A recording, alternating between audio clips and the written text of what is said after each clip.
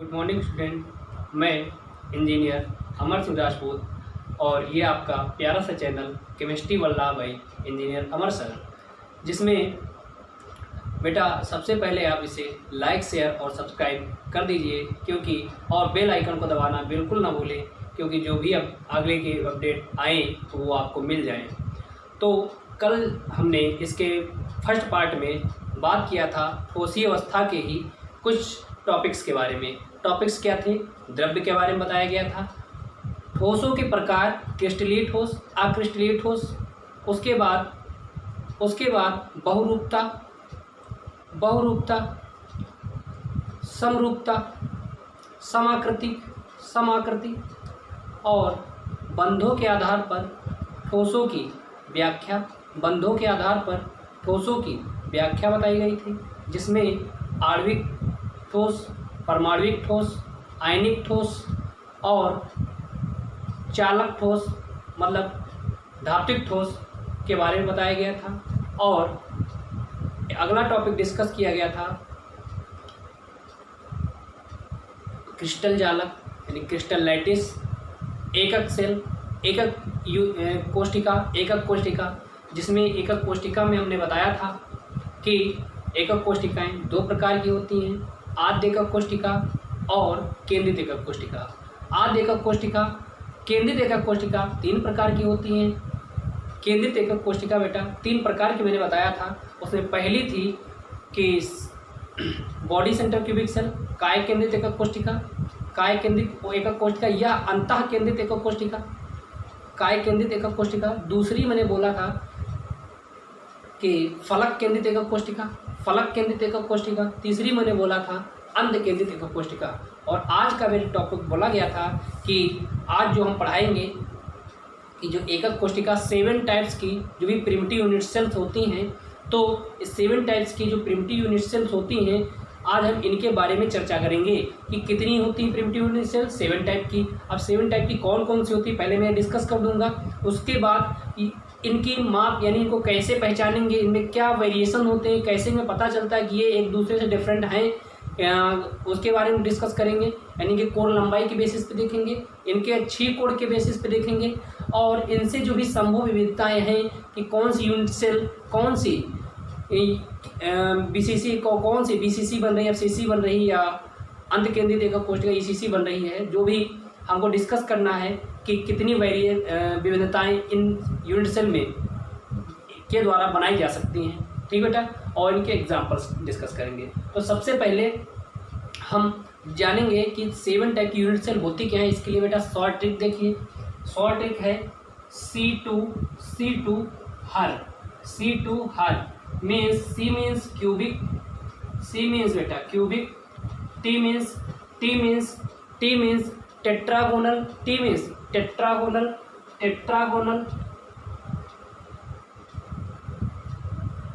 O means बेटा orthorhombic, O means orthorhombic, ORTHORHOMBIC orthorhombic. HE means बेटा hexagonal, HE means hexagonal. और R means rhombohedral, RHOMBOHEDRA।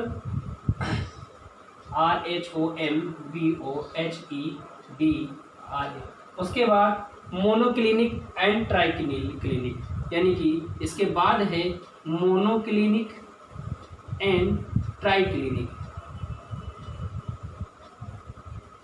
देखो बेटा ये आपको सीरियल में याद रखना है। मीन्स पहली है C मीन्स क्यूबिक, क्यूबिक को घनीय एकक कोशिका बोला जाता है, क्यूबिक को घनीय एकक कोशिका बोला जाता है। टेट्रागोनल को द्विसमलंबाक्ष बोला जाता है, टेट्रागोनल को बेटा द्विसमलंबाक्ष बोला जाता है। आर्थोरोम्बिक को विषमलंबाक्ष, आर्थोरोम्बिक को बेटा विषमलंबाक्ष। और हेक्सागोनल को षटकोणीय बोला जाता है, हेक्सागोनल को षटकोणीय बोला जाता है। उसके बाद बेटा मोनोक्लिनिक को फिर है तुम्हारा रोम्बोहेड्रल को त्रिसमनताज या त्रिकोणी बोला जाता है। त्रिसमनताज या त्रिकोणी बोला जाता है। उसके बाद बेटा है मोनोक्लिनिक को एकनताज, मोनोक्लिनिक को बेटा एकनताज बोला जाता है, एकनताज। उसके बाद बेटा लास्ट है ट्राइक्लिनिक को त्रिनताज बोला जाता है, ट्राइक्लिनिक को त्रिनताज बोला जाता है। ठीक बेटा, देखिएगा फिर से देखिएगा, इसको याद करने के यानी 7 टाइप्स की तुम्हारे क्रिस्टल तंत्र संभव हैं, 7 टाइप के क्रिस्टल तंत्र संभव हैं, जिसमें पहला है C means C to her, मतलब ये याद करने का एक तरीका है बेटा। सी मीन्स क्यूबिक मीन्स घनीय, टी मीन टेट्रागोनल मतलब द्विसमलंबाज, ओ मीन्स आर्थोरोम्बिक मीन्स विषमलंबाज, एच मीन्स हेक्सागोनल मतलब षटकोणीय, आर मीन्स रोम्बोहेड्रल मतलब त्रिसमनताज, मोनोक्लिनिक मतलब एकनताज और ट्राइक्लिनिक मतलब त्रिनताज। देखिए बेटा, तो कितने हैं टोटल 1 2 3 4 5 6 एंड 7 टाइप के आपके क्रिस्टल तंत्र संभव हैं, यानी कि जो प्रिमिटिव यूनिट सेल होती हैं ये टोटल 7 टाइप की होती हैं। पहली है घनीय मतलब क्यूबिक, बेटा हम इंग्लिश में भी लिखे दे रहे हैं। पहली है घनीय, फिर दूसरी है टेट्रागोनल यानी कि द्विसमलंबाज, दूसरी बेटा द्विसमलंबाज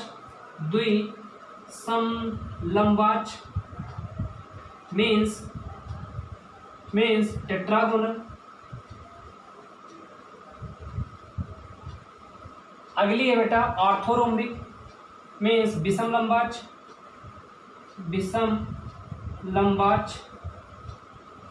मीन्स ऑर्थोरोम्बिक।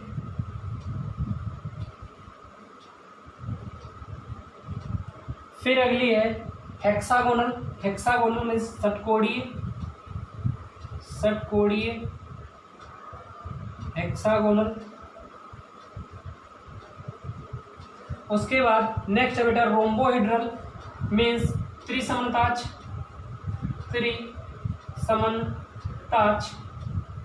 मीन्स इसकी क्या है मतलब रोम्बोहेड्रल ROMBOHEDRAL रोम्बोहेड्रल बोलते हैं इसे। फिर नेक्स्ट है एकनताज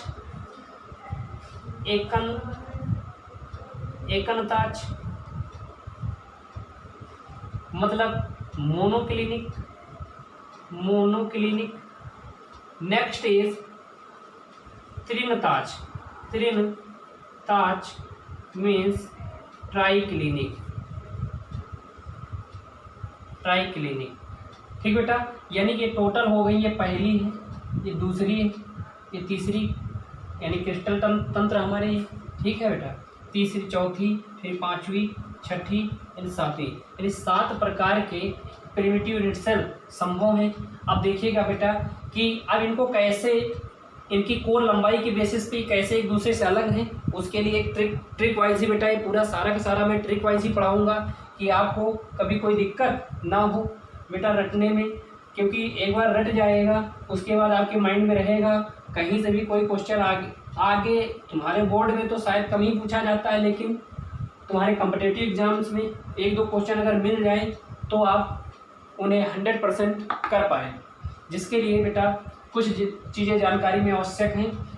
देखो बेटा, जो घनीय एकक कोशिका होती है तो इसकी जो साइड लेंथ यानी A बराबर B बराबर जो कोर लेंथ होती है, ये इसकी लंबाई है, चौड़ाई है, ऊंचाई है। लंबाई, चौड़ाई, ऊंचाई तीनों आपस में बराबर होती हैं, तो इसकी क्या होती है बेटा, लंबाई, चौड़ाई, ऊंचाई बराबर होती हैं। और द्विसमलंबाज यानी कि टेट्रागोनल में क्या होता है, A बराबर B। टेट्रागोनल बेटा क्या होता है कि इनकी लंबाई, चौड़ाई बराबर होती है, लेकिन ये जो ऊंचाई होती है एक दूसरे के बराबर नहीं होती, वो सबसे अलग होती है। लंबाई, चौड़ाई बराबर होगा लेकिन ऊंचाई बराबर नहीं होगी। फिर विषमलंबाज यानी ऑर्थोगोनल में यानी कि ना तो A बराबर होती, ना ABC, तीनों क्या होती है बेटा, डिफरेंट लंबाई की होती हैं। ABC तीनों क्या होती है, इसमें डिफरेंट लंबाई की होती हैं। उसके बाद बेटा अब षटकोणी जो होती है, षटकोणी है कि इसमें दो साइड तो बराबर होती हैं, लेकिन उसकी तीसरी साइड यानी षटकोणी जब अभी संरचना हम पढ़ाएंगे, इनकी सबकी संरचना भी बना के दिखा देंगे कि कैसे होता है। लेकिन पहले एक बार इनके बारे में ओवरव्यू थोड़ा जान लो, क्योंकि ये चीज़ जानना जरूरी है। उसके बाद इसकी संरचना देखेंगे। इसमें षटकोणी में क्या होता है, अभी लंबाई चौड़ाई बराबर होती है, लेकिन ऊंचाई थोड़ा ज़्यादा होती है, ऊंचाई ज़्यादा होती है। ओके बेटा। उसके बाद एक त्रिसमनताच, त्रिसमनताच में क्या होता है कि तीनों बराबर होती हैं, जो लंबाई चौड़ाई ऊंचाई एक दूसरे के बराबर होती हैं। और एकनताच और तिनताच में बेटा ये दोनों एक दूसरे के भी बराबर नहीं होती, ठीक। यानी एकनताच में ये दोनों एक दूसरे के भी बराबर नहीं होते। देखो बेटा, अब याद करने तरीका क्या है, a बराबर b बराबर c, पहले आपने बराबर किया, फिर इसको कट किया, पहले वाले यानी लास्ट में बराबर को कट किया, पहले ऐसे लिख दिया, बराबर लिख दिया, फिर लास्ट वाले कट कर दिया, ठीक हो गया। फिर अगला स्टेप लिखना है, फिर ऐसे बराबर लिख दो, फिर दोनों को कट कर दो, ये हो गया। फिर अगला स्टेप जाना है, यानी इसको कॉपी कर दो, फिर अगला स्टेप जाना है, इसको यहाँ कॉपी कर दो, इतना हो गया। और यानी कि अब क्या लास्ट में जो ये एकनताच और तिनताच में है, जो मोनोक्लिनिक ट्राइक्लिनिक है, इनमें बेटा क्या होगा, दोनों ये तीनों साइडें एक आपस में बराबर नहीं होती हैं। जिसकी कोर लेंथ है, इसको कोर लेंथ बोलते हैं, ये आपस में बराबर कोर लंबाई है ना, आपस में बराबर तीनों नहीं होती हैं। अब देखते हैं इनके अक्षीय कोण कि बेटा अक्षीय कोण, जैसे कि ये एक यूनिट सेल है, ये एक यूनिट सेल है, तो अक्षीय कोण का मतलब जैसे ये कोण अल्फा, ये गामा, ये बीटा है ना, अल्फा बीटा ये गामा, ये तुम्हारे मतलब अक्षीय कोण हैं, ठीक बेटा। तो इनके बारे में देखते हैं। इसमें यानी अल्फा बराबर बीटा बराबर गामा बराबर 90 डिग्री, यानी कि मोनोक्लिनिक क्यूबिक में तीनों एंगल 90 डिग्री होते हैं। उसके बाद टेट्रागोनल में बेटा तीनों एंगल 90 डिग्री होते हैं, एक दूसरे के बराबर होते हैं, 90 डिग्री होते हैं। फिर ऑर्थोगोनल में तीनों एंगल क्या होते हैं बेटा, बराबर होते हैं, यानी 90 डिग्री होते हैं। उसके बाद षटकोणी में दो एंगल यानी दो एंगल क्या होते हैं, 90 डिग्री होते हैं। और अब एक एंगल 120 डिग्री होता है, यानी गामा कितना आ गया, 120 डिग्री आ गया, ठीक बेटा। उसके बाद अब यहाँ देखिएगा, यहाँ तीनों साइड बराबर हैं, तीनों एंगल बराबर 90 हैं, यहाँ तीनों साइड बराबर हैं, तीनों साइड बराबर हैं, तो तीनों एंगल बराबर होंगे, तीनों एंगल बराबर होंगे, लेकिन बस 90 नहीं होंगे। यानी आपस में बराबर होंगे, कुछ भी हो सकते हैं, लेकिन 90 नहीं होंगे बस, ठीक बेटा। 90 नहीं होंगे, तीनों बराबर होंगे, क्योंकि तीनों साइड बराबर थे, यहाँ तीनों एंगल बराबर थे, यानी 90 थे। यहाँ तीनों साइड बराबर, तीनों एंगल बराबर तो होंगे, लेकिन 90 नहीं होंगे। और फिर मोनोक्लिनिक में बात करते हैं बेटा, तीनों साइड बराबर नहीं है, तो बस इसका थोड़ा सा याद आपको रखना है कि अल्फ़ा और गामा 90 होता है, अल्फ़ा और गामा 90 डिग्री होता है, और बीटा होता है 90 नहीं होता, नॉट इक्वल टू 90 डिग्री। उसके बाद ट्राइक्लिनिक में तीनों साइडें बराबर नहीं होती हैं, तो तीनों एंगल भी बराबर नहीं होंगे, तीनों एंगल भी बराबर नहीं होंगे, और ना कि वो 90 भी नहीं होंगे, ठीक। एंगल बराबर नहीं होंगे और एक दूसरे से वो 90 नहीं होंगे, ठीक बेटा। ये हो गया अक्षीय कोण के बारे में, यानी कि पहले तीन एंगल, पहले तीनों के अल्फा बीटा गामा 90 हैं। फिर षटकोणी में जानते हो बेटा कुछ शेप ऐसे बनता है, देख लो, षटकोणी में कुछ शेप ऐसे बनता है, ठीक बेटे, कुछ शेप ऐसे बनता है, यानी ये कुछ ऐसे आके ऐसे शेप बन जाता है षटकोणी में। तो एक ये वाले तो 90 आ गए, लेकिन ये 120 आ गया, इसीलिए हमने गामा 120 लिख दिया। उसके बाद यहाँ पे यहाँ तीनों एंगल जो बराबर, जो तीनों साइड बराबर, तीनों एंगल बराबर 90 हैं, यहाँ तीनों साइड बराबर है, तो तीनों एंगल बराबर होंगे, 90 नहीं होंगे। यहाँ तीनों साइड, इसका थोड़ा सा याद रखना है, इसका थोड़ा सा मान लो कि अभी होल्ड रखते हैं इसके लिए। देखो तीनों साइड बराबर नहीं है, जब बराबर है तो तीनों साइड तीनों एंगल बराबर है, जब बराबर नहीं है तो तीनों साइड बराबर नहीं होंगे, तीनों एंगल बराबर नहीं होंगे, 90 भी नहीं होंगे, ठीक। और यहाँ पे देख लो बेटा, इसमें अगर तीनों साइड बराबर नहीं है तो इसके लिए थोड़ा सा बस याद करना है आपको कि इसमें अल्फा और गामा 90 होता है, बीटा 90 नहीं होता है, ठीक। अब बात करते हैं इसमें विविधताएं कौन कौन सी बन सकती हैं। देखो बेटा, विविधताओं के बारे में एक चीज़ ये याद रखिएगा, बेटा एक चीज़ ये याद रखिए, आपको एकदम माइंड में रखना है कि अगर 1 नंबर बोलें, 1 नंबर मतलब होता है आद्य एकक कोष्ठिका, आद्य एकक कोष्ठिका। 1 नंबर का मतलब है आद्य एकक कोष्ठिका। 2 नंबर का मतलब है काय केंद्रित एकक कोष्ठिका, काय केंद्रित एकक कोष्ठिका या अंतः केंद्रित एकक कोष्ठिका, अंतः केंद्रित एकक कोष्ठिका। फिर 3 नंबर का मतलब बेटा है, 3 नंबर का मतलब फलक केंद्रित एकक कोष्ठिका, फलक केंद्रित एकक कोष्ठिका। 4 नंबर का मतलब है अंत्य केंद्रित एकक कोष्ठिका, अंत्य केंद्रित एकक कोष्ठिका। यानी 4 टाइप की कोष्ठिका ये संभव है। एक है आद्य एकक कोष्ठिका, काय केंद्रित एकक कोष्ठिका, फलक केंद्रित एकक कोष्ठिका और अंत्य केंद्रित एकक कोष्ठिका। ठीक बेटा, तो मैं ये एक ट्रिक से ही आपको बताऊंगा। तो मैं ये जो भी बताऊंगा ये बेटा एक ट्रिक से ही बताऊंगा, यानी ट्रिक के बेसिस पे ही बताऊंगा। यानी 324 पहला, यानी 324 11 21 324 11 21। देखिएगा बेटा, हम ये ट्रिक के बेसिस पे आपको बता देंगे। कहने का मतलब है 3 पहले में 3 विविधताएं संभव हैं। जो क्यूबिक है, जो क्यूबिक होती है संरचना, यानी जो भी तुम्हारा यूनिट सेल क्या है, क्यूबिक है, तो इसमें 3 टाइप की क्यूबिक सेल बन सकती हैं। कैसी कैसी? एक हो सकती है आद्य, एक हो सकती है काय केंद्रित, एक हो सकती है फलक केंद्रित। यानी इनमें 3 टाइप की संभव है। कौन सी? आद्य एकक कोष्ठिका, काय केंद्रित एकक कोष्ठिका और फलक केंद्रित एकक कोष्ठिका। इसमें आद्य वाली एक संभव है, आद्य, और दूसरी है अंतः संभव है, और तीसरी क्या है? फलक। ठीक, मतलब 3 का मतलब है 324 11 21 याद रखना बेटा। 3 का मतलब है कि आद्य अंतः फलक, और 2 का मतलब है आद्य और फलक, अंतः, आद्य और अंतः, यानी कि 2 ही संभव है, आद्य और अंतः।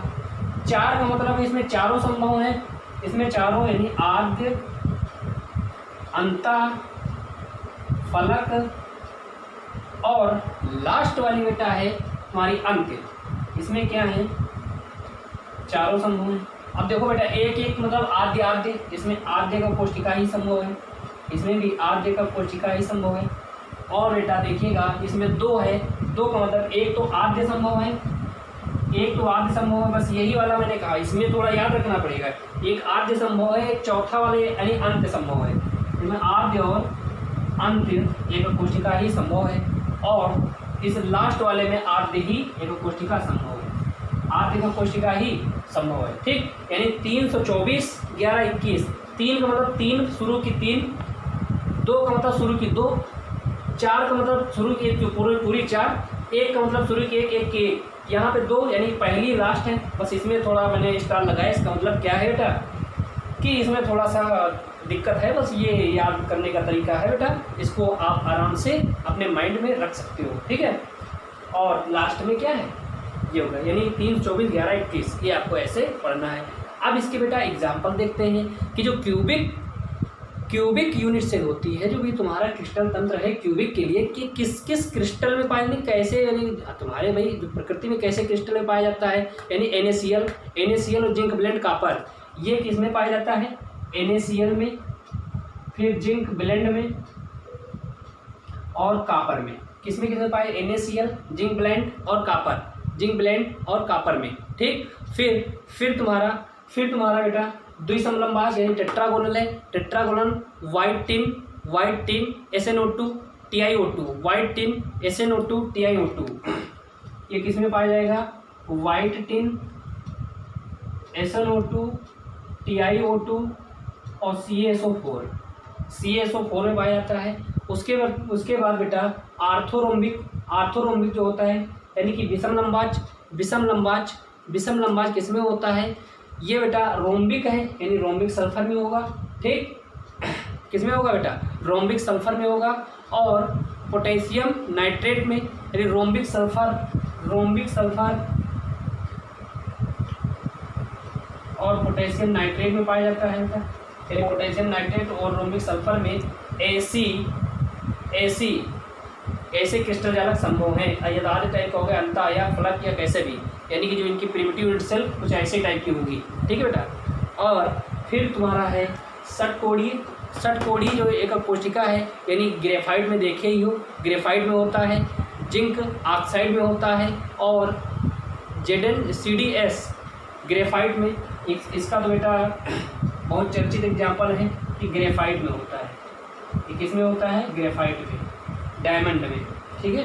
ग्रेफाइट डायमंड में ये किस में पाया जाता है? ग्रेफाइट और डायमंड में पाया जाता है। फिर है त्रिसमताज।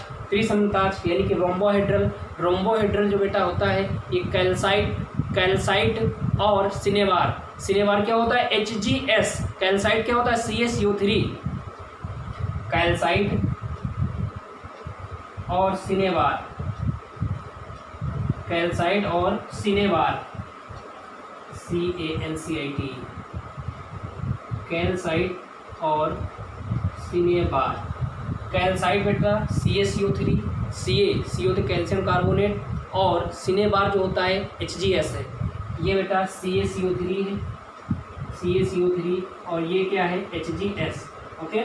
फिर लास्ट में है मोनोक्लिनिक, यानी कि फिर 6 नंबर का है मोनोक्लिनिक। मोनोक्लिनिक किस में होता है? मोनोक्लिनिक सल्फर में होता है, और Na2SO4 × 10H2O, Na2SO4 × 10H2O, monoclinic sulphur, monoclinic sulphur और Na2SO4 × 10H2O में होता है, ठीक बेटा। उसके बाद लास्ट है तुम्हारा ट्राइक्लिनिक। ट्राइक्लिनिक जो होता है K2Cr2O7 और CuSO4 × 5H2O, ठीक। K2Cr2O7 और CuSO4 × 5H2O किस में होता है बेटा? K2Cr2O7, अगला होता है CuSO4 × 5H2O, ठीक बेटा। तो ये हमने प्रिमिटिव यूनिट सेल, 7 टाइप की प्रिमिटिव यूनिट सेल और उनके पॉसिबल वेरिएशंस के बारे में स्टडी कर लिया, ठीक बेटा। इसको एक बार ध्यान से पढ़ लो, क्योंकि इससे सरल तरीका और कोई शायद ही हो जिस तरीके से मैंने बताया है, ठीक बेटा। क्योंकि ये अभी तुम रट लोगे या एकदम माइंड में रख लोगे तो आगे जितने भी कम्पिटिटिव एग्जाम दोगे एक ना एक क्वेश्चन आपको इसमें से पक्का मिलेगा, ठीक। और आप 100% कर भी पाओगे, ठीक बेटा। इसका स्क्रीनशॉट ले लीजिए आप लोग। उसके बाद मैं अब बात करूँगा इनके स्ट्रक्चर्स की, इनके स्ट्रक्चर कैसे होते हैं, ठीक बेटा। अब तो मैंने ये देखा, अब इनके स्ट्रक्चर की बात कर लें। देखो भाई, अब स्ट्रक्चर की बात कर रहे हैं, ध्यान देना बेटा। यही बना देंगे,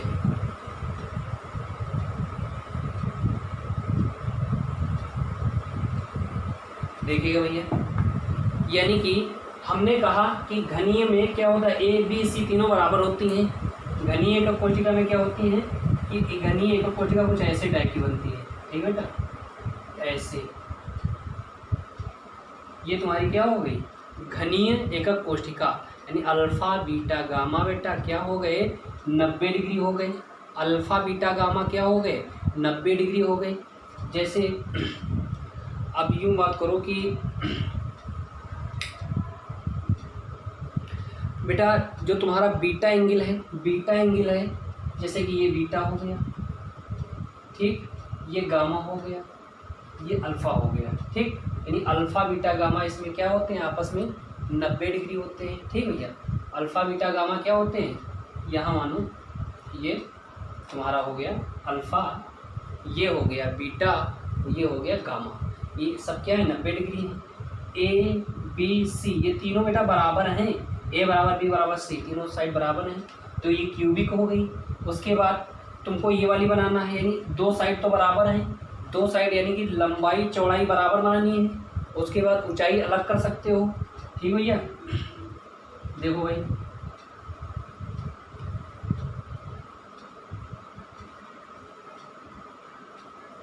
ये हमने ऊंचाई सिर्फ अलग कर दी है और लंबाई चौड़ाई इनकी बराबर रखी है।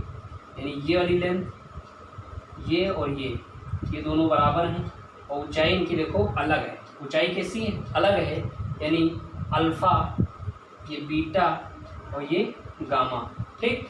ये इन एंगल भी 90-90 डिग्री हैं, लेकिन मान लो कमरे की लंबाई और चौड़ाई बराबर हो, ऊंचाई काफ़ी ऊंचा कमरा बना दिया जाए, ठीक, ऊंचाई अलग अलग हो, लंबाई चौड़ाई यानी बराबर हो, और बेटा काफ़ी ऊंचा कमरा बना दिया जाए, कुछ ऐसे बना दिया जाए, तो ये इसका हो गया टेट्रागोनल का। उसके बाद बेटा यानी तीनों साइड बराबर ना हो लेकिन एंगल सब बराबर होने चाहिए, ऐसे ही बना देंगे। देखो बेटा इसका स्ट्रक्चर बनाएंगे, ये तीनों एंगल 90 ही होने चाहिए, लेकिन ये मान लो ये सबसे बड़ी ये फिर हो गई, ठीक भैया। उसके बाद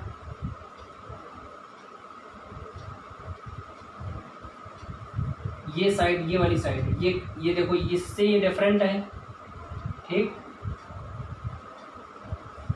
यानी ये साइड इस साइड से डिफरेंट है और इससे भी डिफरेंट है, तीनों अलग अलग हैं लेकिन आपस में एंगल अल्फा बीटा गामा कितने हैं, 90 डिग्री है। अल्फा बीटा गामा कितने हैं, 90 डिग्री हैं। तो ये बेटा बन गया विषम लंबवास यानी आर्थोरोम्बिक, ठीक है। अब हम षटकोणीय की बात करेंगे, किसकी बात करेंगे, षटकोणीय की बात करेंगे, देखते रहना भैया। षटकोणीय की बात करेंगे, वो कैसे बनेगा, जैसे ये हो गया,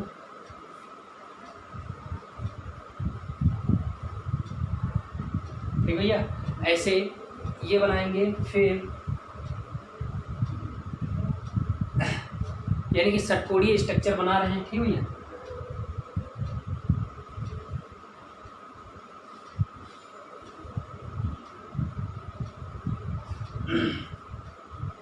कुछ ऐसे टाइप के, यानी ये अल्फा, ये बीटा और ये गामा, ये है 120 डिग्री, ये 90 डिग्री, ये भी है 90 डिग्री, ठीक। यानी अल्फा और बीटा गामा तीनों एंगल हमने बना दिया। ये तुम्हारा हो गया अल्फा 90, ये भी बीटा 90 और ये कितना 120, ये तुमने यहाँ बोला है तीनों एंगल। ये केवल गामा कितना होता है, 120 होता है। षटकोणीय संरचना में यही होता है बेटा, ये तुम्हारे दिमाग में रहना चाहिए। बहुत जगह मैथमेटिक्स में भी पूछा जाता है, हाई स्कूल में पढ़ के भी आए होंगे। एक एंगल उसका 120 डिग्री होता है हेक्सागोनल का, ठीक। उसके बाद त्रिसमताज, त्रिसमताज में अल्फा बीटा गामा यानी कि तीनों 90 नहीं होंगे लेकिन साइडें बराबर होंगी। साइड बराबर यानी कि मान लो कि जैसे ये रूम है, भूकंप आए कुछ ऐसे हो जाए, कहने मतलब थोड़ा सा टिल्ड हो जाए, ठीक। यानी साइडें बराबर रहें, साइड क्या रहें, बराबर रहें, लेकिन जैसे ये मान लो ऐसे, ठीक भैया, मान लो कुछ ऐसे है और यहाँ जाके कुछ ये ऐसे हो गया, ठीक है। ये तीनों 90 नहीं है, ये एंगल क्या है, एक दूसरे से 90 नहीं है, एक दूसरे से 90 नहीं है, लेकिन ए और बी और सी एक दूसरे से क्या है, बराबर है, एक दूसरे से क्या है, बराबर है। तो ये बेटा हो गया तुम्हारा त्रिसमताज यानी रोम्बोहेड्रल। रोम्बोहेड्रल में तीनों साइड बराबर होती हैं लेकिन एंगल बराबर नहीं होते हैं। एंगल भी बराबर होते हैं लेकिन 90 नहीं, एंगल एक दूसरे से बराबर होंगे लेकिन 90 नहीं। यानी कि भूकंप आया तो एक साथ मकान एक तरफ तिरछा हो गया, एक साथ ही तिरछा हो, यानी एंगल जिस एंगल से ये होगा उसी एंगल से अगर एंगल डिफरेंस होगा तो टूट जाएगा। यानी पूरा ऐसे तिरछा हो गया तो एकदम एंगल बराबर रहा, साइडें भी बराबर रही लेकिन 90 नहीं रहेंगे, ठीक। और बेटा फिर मोनोक्लिनिक में क्या होता है, मोनोक्लिनिक में तीनों साइड बराबर नहीं होंगी, दो एंगल बराबर आएंगे, तीसरा एंगल 90, दो एंगल 90 आएंगे, बराबर भी होंगे, तीसरा 90 नहीं होगा, ठीक। तो देखते हैं उसका स्ट्रक्चर कैसे बनता है। उसके स्ट्रक्चर के लिए देखो बेटा,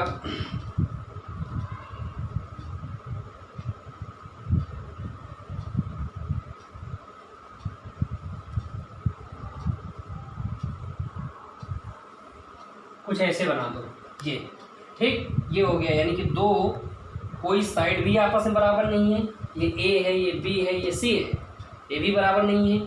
और अल्फा बीटा एक होता है ये एंगल मान लो 90 है, ठीक बेटा, ये भी 90 है और ये 90 नहीं है, ठीक। कहने मतलब ये 90 नहीं है, कुछ ऐसे एक एंगल 90 होगा यानी कि ये 90 नहीं हो, ये मान लो 90 ये 90 नहीं होगा। ऐसा हो सकता है कि 90 ना हो, ये क्या है 90, ठीक। तो दो एंगल बराबर होंगे, तीसरा एंगल बराबर नहीं होगा, साइड भी आपस में बराबर नहीं है ABC। और तीरंदाजी ट्राई किलिंग में तीनों साइड बराबर ना हो, तीनों एंगल भी बराबर ना हो, वो कैसे भी हो सकता है, तीनों साइड भी बराबर ना हो, तीनों एंगल भी बराबर ना हो, फिर भी यानी कुछ ऐसा भूकंप आया कि एक दीवार उधर भाग गई, एक उधर भाग गई, और यानी कि 90 नहीं रहे और तीनों साइड भी बराबर नहीं रहे, उनकी लंबाई चौड़ाई कुछ भी डिस्टर्ब हो गई, कुछ ऐसा। ठीक बेटा, तो ये मैंने स्ट्रक्चर का देखा, यानी 7 प्रिमिटिव यूनिट सेल थी, उनके मैंने क्रिस्टल तंत्र देखा कि कितने टाइप के बनते हैं, उनकी कोण लंबाई के बेसिस पे देखा, उनकी अच्छी कोण के बेसिस पे संभव विविधताएं मैंने बता दी कि 124 और 124 11 21, और मैंने उदाहरण भी दे दिए उनके। ठीक, तो बेटा ये वाला चैप्टर यानी इस चैप्टर का ये टॉपिक खत्म होता है प्रिमिटिव यूनिट सेल का। अब मैं बात करता हूँ कि जो भी एकक कोशिकाएं होती हैं उनमें परमाणुओं की प्रति एकक कोशिका परमाणुओं की संख्या, प्रति एकक कोशिका में परमाणुओं की संख्या, प्रति एकक कोशिका यानी जो प्रिमिटिव यूनिट सेल होती हैं, प्रिमिटिव यूनिट सेल यानी कि एकक कोशिका में परमाणुओं की संख्या। एक मिनट बेटा,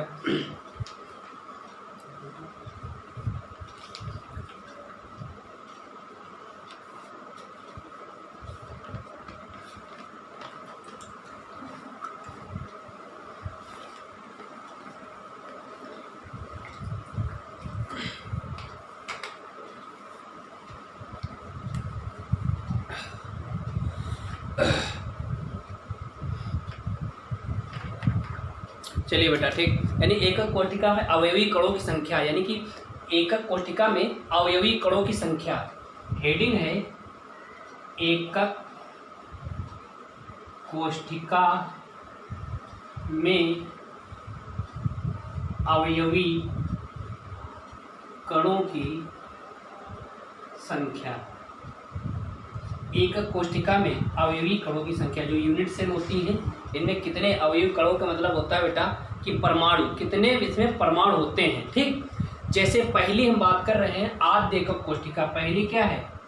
आद्य एकक कोशिका। ठीक, प्रिमिटिव यूनिट सेल और सिंपल यूनिट सेल। देखो बेटा ये क्या होती है, जैसे मान लो ये एक क्यूब ले रहे हैं, क्यूब की बात करेंगे।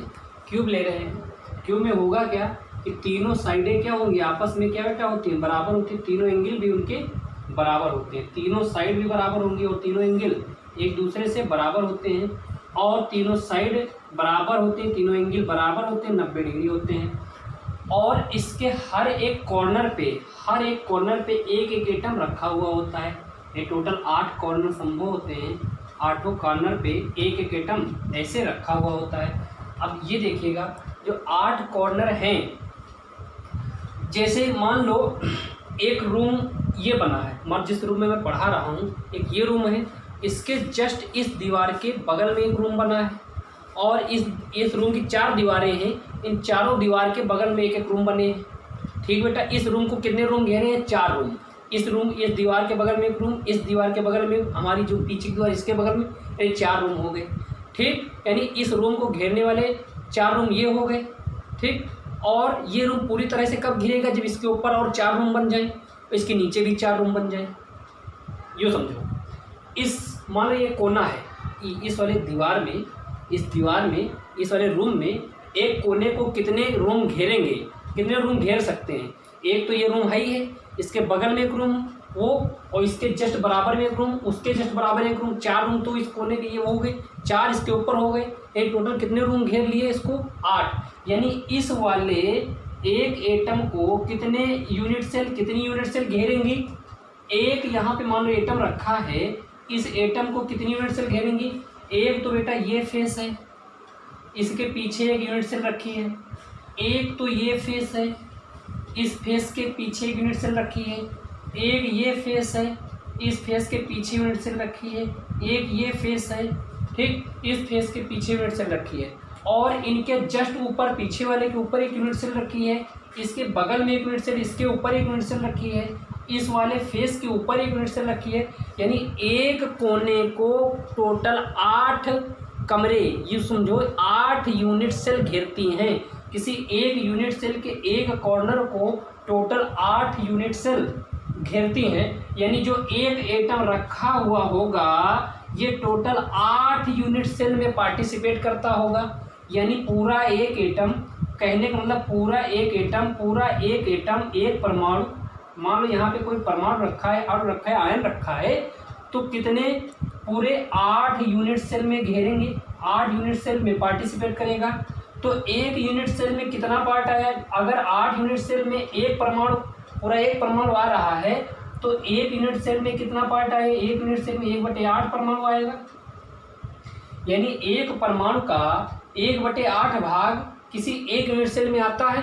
ठीक बेटा, तो आधेका कोशिका में होता क्या है कि जो परमाणु होते हैं, परमाणु बेटा आधेका कोशिका में जो भी परमाणु होते हैं ये कॉर्नर पे 8 कॉर्नर पे एक एक परमाणु रखे हुए होते हैं। ठीक, 8 कॉर्नर पे एक एक परमाणु रखे हुए होते हैं। आधेका कोशिका में जो परमाणु होते हैं 8 कॉर्नर पे एक एक रखे हुए होते हैं। अब इसमें परमाणुओं की संख्या बतानी है कि कितने परमाणु इस यूनिट सेल में हैं। तो परमाणुओं की संख्या, यानी इसमें परमाणुओं की संख्या प्रति यूनिट सेल, प्रति एकक कोशिका, प्रति एकक कोशिका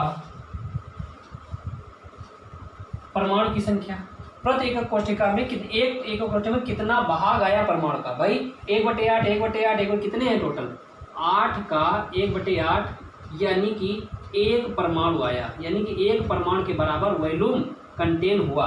यानी एक परमाणु के बराबर या तो 8 कोनों पे 8 रखो या पूरा एक रख दो, बात उतनी ही हुई। यानी टोटल वॉल्यूम जो आया को एटम्स का वो एक परमाणु के बराबर आया। वही हमको यहाँ पे बताना कि अवयवी कणों की संख्या कितनी, टोटल तो 8 होंगे लेकिन उनका कितना पार्ट इसमें पार्टिसिपेट करेगा, 8 का 1/8 यानी कि बेटा एक परमाणु। ये हो गई हमारी आद्य एकक कोशिका की बात। अब हम बात करते हैं काय केंद्रित एकक कोशिका। काय केंद्रित एकक कोशिका सेकंड है काय केंद्रित एकक कोशिका।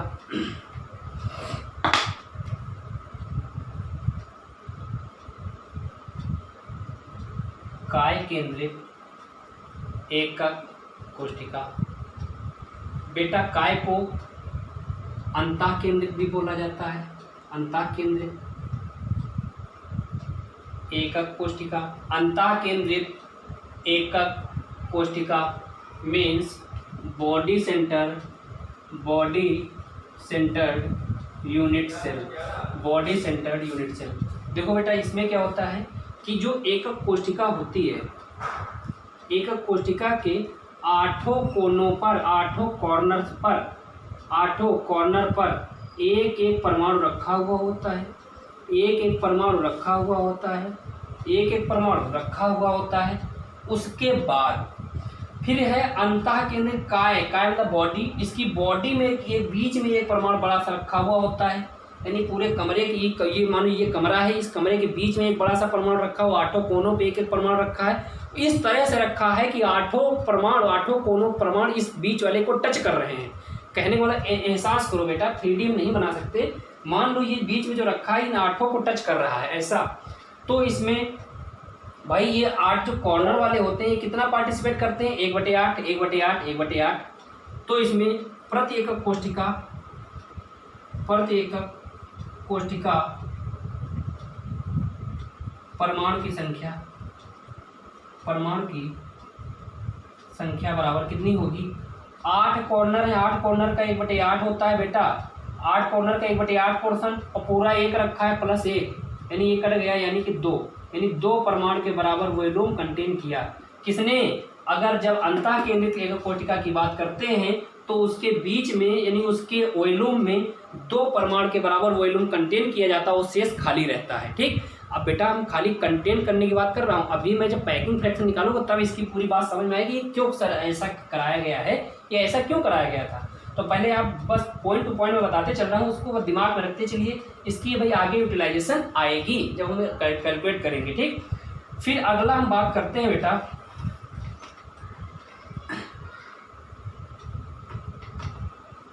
फलक केंद्रित एकक कोशिका।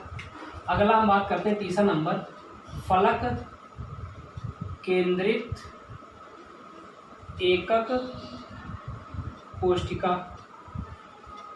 देखो बेटा, फेस सेंटर्ड यूनिट सेल। इसमें देखिए बेटा, यानी कि मान लो ये से ये एकक कोशिका बनी है, ये एकक कोशिका बनी है। एकक कोशिका की एक कमरे कितने दीवारें होते हैं? 4 फलक होते हैं, 4 दीवारें और एक छत और एक फर्श, टोटल मिलके 6, यानी 6 क्या होते हैं? फलक होते हैं। तो बेटा हर एक कोने पर एक एक एटम रखा हुआ है, हर एक कोने पर एक एक एटम रखा हुआ है। उसके बाद फलक में जितने, जैसे एक ये फलक हो गया, एक फेस हो गया, इस पे एक एटम रखा है, और एक ये फेस हो गया, इस पे एक एटम रखा है, पीछे वाला यहाँ पे हो गया, फिर इस पे और यानी टोटल 6 हो गए, 6 फेस। अब ये बताओ बेटा कि जैसे मान लो ये कमरा है, इस फेस पे यहाँ पे एक एटम रखा हुआ है, इस पे दीवार में, तो इस एटम का कितना पोर्शन इस कमरे में आया? क्योंकि इस वाले एटम को कितने कमरे घेरेंगे, पहले ये बताओ। अगर यहाँ एटम रखा है तो इस वाले एटम कितने कमरे घेरेंगे? इसके पीछे एक कमरा बना होगा, 2 कमरे घेरेंगे। यानी कि एक यूनिट सेल के अगर फेस पे एक एटम रखा है फलक पे, तो उसको 2 यूनिट सेल घेरेंगी, यानी एक यूनिट सेल के लिए आधा पोर्शन आया कि नहीं आया? टोटल कितने हैं? तो भाई यहाँ पे बताएंगे, प्रति परमाणु एकक, प्रति एकक कोशिका, प्रति एकक कोशिका में परमाणु की संख्या कितनी होगी बेटा? 8 का 1/8 प्लस 6 हैं, 6 का 1/2, 2 3 6, 8 का यानी 1 प्लस 3 बराबर 4 परमाणु के बराबर, यानी 4 परमाणु के बराबर वॉल्यूम कंटेन करता है, 4 के बराबर। यानी जो तुम्हारा बेटा FCC होता है, फेस सेंटर क्यूबिक सेल जो होता है, यूनिट सेल जो होता है, ये क्या होता है? 4 परमाणु के बराबर वॉल्यूम कंटेन करेगा। यानी कि जो सिंपल क्यूबिक सेल था उसमें एक ही परमाणु के बराबर वॉल्यूम आ रहा था, यानी उसमें अनऑक्युपाइड पोर्शन बहुत ज़्यादा है।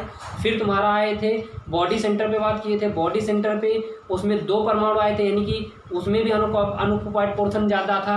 अब इसमें 4 परमाणु के बराबर वॉल्यूम कंटेन, थोड़ा इसमें काफ़ी ज़्यादा ऑक्युपाई हो गया, कम यानी अनऑक्युपाइड काफ़ी कम है। ठीक है बेटा, तो अब हम यहाँ तक बात किए हैं, अब हम यहाँ तक बात कर लिए हैं बेटा। अब आगे कल हेक्सागोनल क्लोज पैकिंग की बात करेंगे, SCP कि वो क्या होते हैं, कैसे होते हैं, और इनका गोलक मॉडल बताएंगे। ये मतलब 3D में थोड़ा सा अभी मैंने ज़्यादा बताया नहीं, इसके बारे में बताएंगे कैसे अरेंज होते हैं, एक दूसरे से क्या होता है, कैसे टच करते हैं, वो सारा बताएंगे। उसके बाद वाइड, क्रिस्टल वाइड, जो भी क्रिस्टल वाइड बनते हैं, टेट्रागोनल, हेक्सागोनल, ये वाइड क्या होते हैं, इनके बारे में बताएंगे। उसके बाद वैकेंसीज के बारे में बात करेंगे।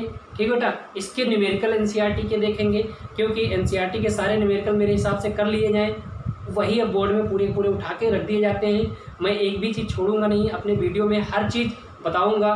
बस अगर आपने अभी तक देख रहे हैं, अगर चैनल को लाइक शेयर सब्सक्राइब नहीं किया है तो बेटा इस चैनल को लाइक शेयर सब्सक्राइब कर दीजिए और बेल आइकन को ज़रूर प्रेस करिए, क्योंकि अगर नहीं प्रेस करेंगे तो नुकसान आपका है, कोई अपडेट आपको मिल नहीं पाएगी। Okay, thank you.